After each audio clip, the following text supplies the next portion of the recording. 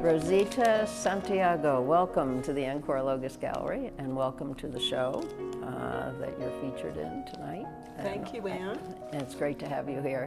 One of the things I know about you is that you have probably insatiable curiosity.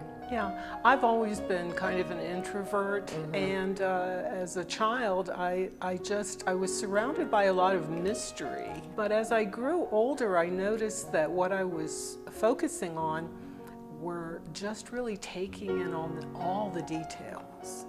That's where my curiosity came from, and trying to really explain what was going on with the objects that I paint. Find us. Yes. The most delightful little girls' dresses. Where did that come from? I think it says so strongly something about childhood and about purity, about simplicity.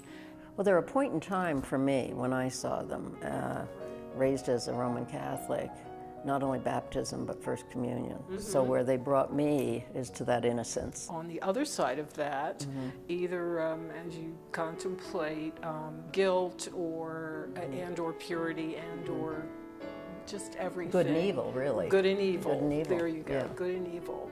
I think that's they're icons of something. Of the, as you say, of the purity of that point in time. Right.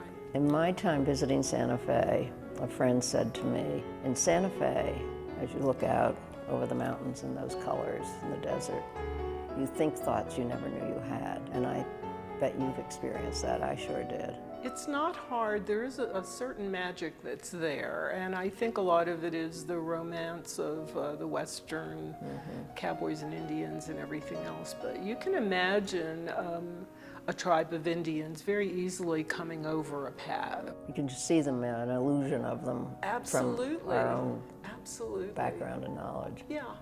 I moved to Sante Fe specifically to study the history of the Native Americans and find out more of my own history.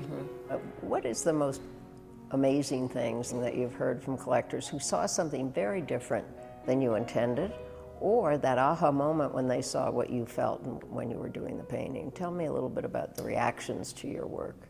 I wrote an article on the universal heart, and it's basically what we're talking about. And I think everyone would like to see or touch beauty in the purest sense.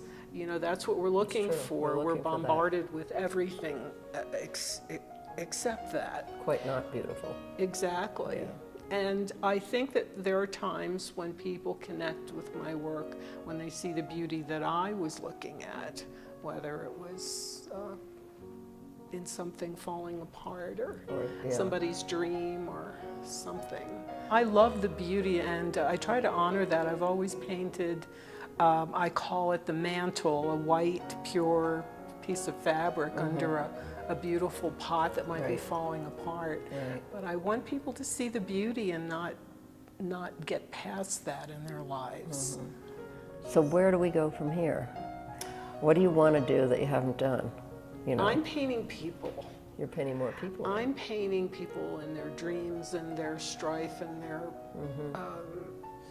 their beauty.